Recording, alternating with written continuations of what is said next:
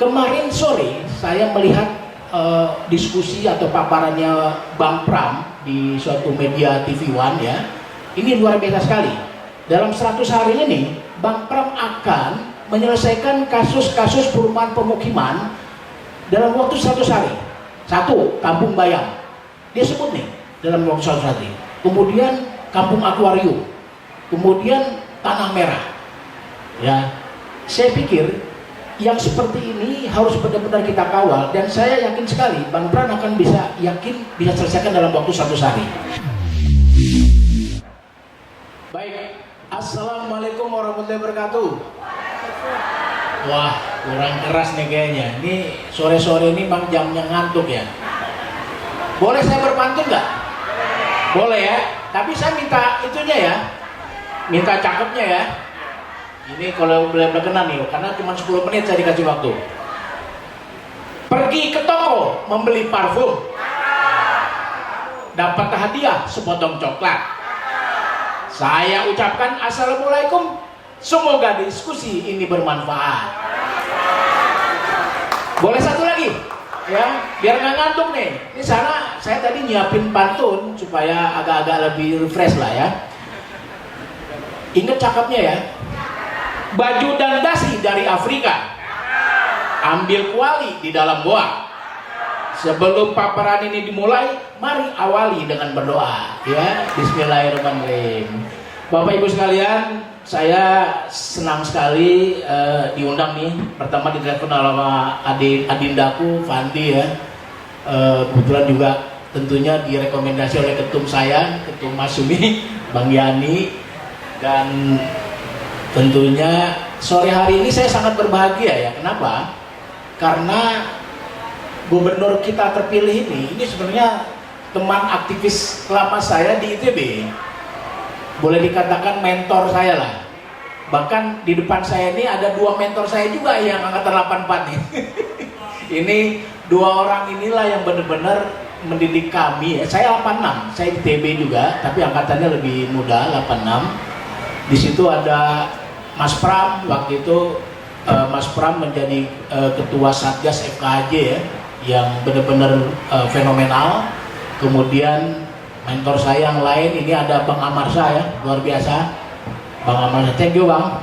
Kemudian ada Henry Harmen. Sebenarnya ada satu lagi nih, sahkan nggak? Jadi kalau 3 orang ini muncul, wah luar biasa ya. Jadi 38 tahun yang lalu, tepatnya tahun 86, saya berkenalan lah sama mereka-mereka ini semua. Dan saya tidak menyangka, dan memang luar biasa ya, terutama Mas Pram. Memang benar tadi dikatakan oleh Bang Amarsa, di awal Mas Pram hanya mendapatkan elektabilitas atau popularitas 0,1% ya. Itu hampir dikatakan impossible ya. Tapi saya yakin sekali dengan piawaian Bang Pram yang luar biasa ya, 2 periode atau 10 tahun menjadi sekap, kemudian pernah juga jadi sekjen PDIP, ini nggak perlu diragukan lagi. Dan Pak Gubernur kita ini yang terpilih, dan tentunya Wagub Bang Dul juga komitmen untuk pro rakyat juga kita benar-benar sangat yakini, dan ke depan ini akan menjadi candra kawah di muka sebenarnya. Kalau boleh dikatakan di Istana Merdeka Utara ya, Merdeka Utara itu ada Prabowo, Merdeka Selatan ada Pramana Anumadul gitu. Ya, nah ini enaknya kalau seorang politisi itu tampil atau mendapatkan kesempatan di panggung untuk menjadi seorang pemimpin, ini luar biasa. Karena kita bisa berbuat apapun sebenarnya sebagai pemimpin atau sebagai gubernur, bahkan presiden. Sehingga apakah kita mau atau tidak, itu aja masalahnya. Oleh karena itu saya mengajak rekan-rekan di sini, tentunya semua adalah pendukung dan pengawal Bang Pram dan Bang Dul. Kita harus kawal ya. Kita harus kawal benar Bang Pram sama Bang Dul supaya kemenangan ini tidak sia-sia, dan 5 tahun ke depan Jakarta ini lebih menyala. Setuju nggak? Setuju sekali ya. Dan pertumbuhan 8% ekonomi Bang ya. Dan kata Bang, saya tadi diskusi sama Bang Profesor Antoni, Bang mungkin nggak 8%? Oh mungkin aja gitu. Saya memang juga menghitung-hitung ya. Kalau ekonominya pengentasan kemiskinan 0%, pertumbuhan ekonomi 8% di Jakarta. Itu suatu hal yang bukan yang tidak mungkin, kata Bang Prof. Antoni. Dan itu saya sangat setuju. Apalagi kalau memang pembangunannya ini benar-benar pro rakyat dan ada satu hal industri ekonomi yang memang bisa mendukung. Itu adalah perumahan, ya. Karena apa? Perumahan ini mengandung atau sub dari orientasi usaha yang mendampingi. Ini ada 185 industri turunan kalau perumahan ini digenjot. Jadi bukan suatu hal yang tidak mungkin ekonomi akan berkembang 8%, karena ini berdampak kepada industri turunannya seperti tukang bata, ya, tukang batako, ya, buru-buru, kemudian genteng, cat, semen, wah luar biasa deh. Jadi saya sangat yakin, dan makanya pada sore hari ini saya sengaja membawa semacam, ya bukan paparan ya, lebih banyak pengantar diskusi, yaitu yang saya judul solusi perumahan untuk kelas menengah, dalam hal ini Gen Z ya, kemudian di Jakarta yang terlupakan. Nah, kita sama-sama tahu bahwasanya problem perumahan di Jakarta khususnya ini luar biasa. Kalau kita bicara di tingkat nasional, kebutuhan perumahan backlog itu ada kebutuhan perumahan terhadap ketersediaan itu sudah mendekati 10 juta, tepatnya 9,9 juta sampai per hari ini, ya. Nah ini makanya kita sama-sama dengar Pak Presiden Prabowo gencar menggaungkan pembangunan perumahan 3 juta per tahun, ya. Kalau selama ini pembangunan perumahan cuma 1 juta per tahun, tapi ini 3 juta per tahun. Nah mudah-mudahan ini juga berdampak dan akan mengejar pembangunan perumahan di Jakarta. Nah Bapak Ibu sekalian, perumahan dan pemukiman di Jakarta ini memang berbeda, ya. Ini kategorinya adalah masuk menjadi perumahan yang di perkotaan, dan lebih tepatnya konsep pembangunannya itu memang adalah vertical building, ya. Vertical building ini kayak rusunami lah ya, apartemen ya, segala macam. Nah ini harus diarahkan ke sana, dan mau tidak mau memang. Karena apa? Karena lahan terbatas di Jakarta. Di Jakarta hanya ada 750 km persegi, ya. Itu sangat terbatas, ya. Jadi kebijakan perumahan harus mengarah ke vertical building, dan tentunya juga tidak melupakan pemahaman atau membenahi pemukiman kumuh. Kemarin sore saya melihat diskusi atau paparannya Bang Pram di suatu media TV One, ya. Ini luar biasa sekali. Dalam 100 hari ini Bang Pram akan menyelesaikan kasus-kasus perumahan pemukiman dalam waktu 100 hari. Satu, Kampung Bayam.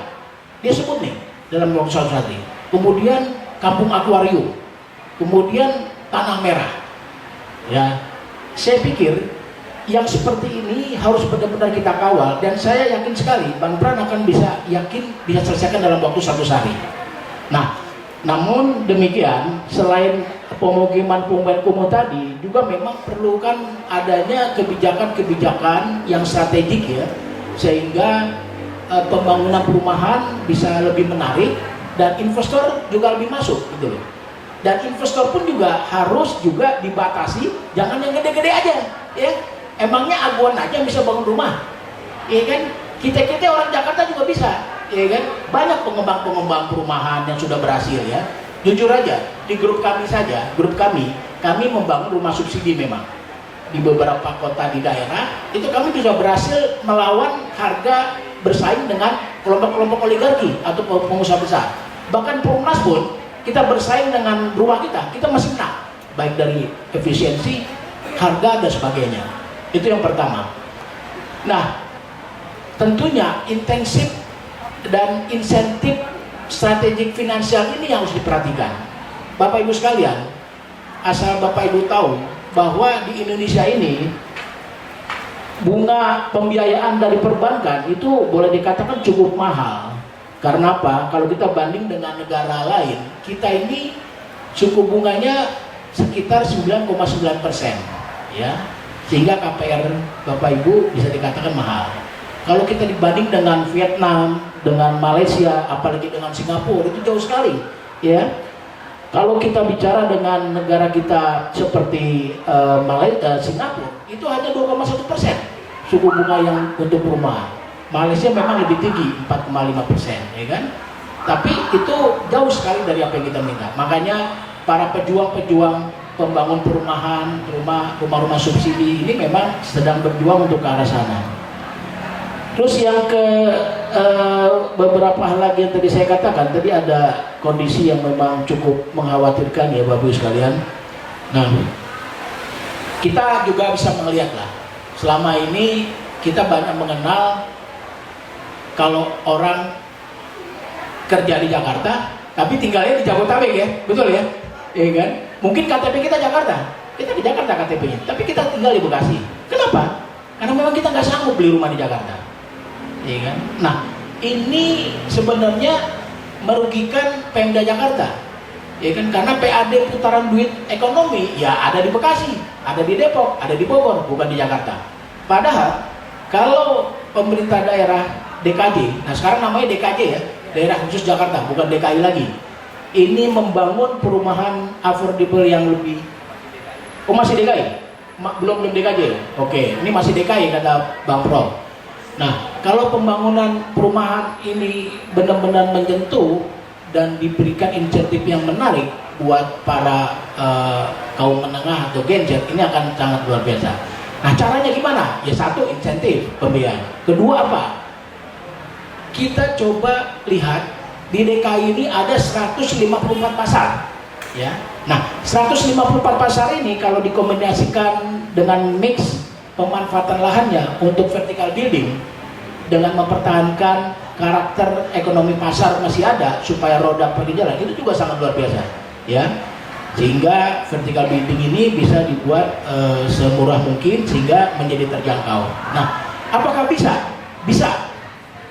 Sebenarnya pemerintah daerah DKI ini punya aturan sendiri dan mereka punya Bank DKI kan. Bank DKI ini ngelola setahun paling nggak 89 sampai 90 triliun loh.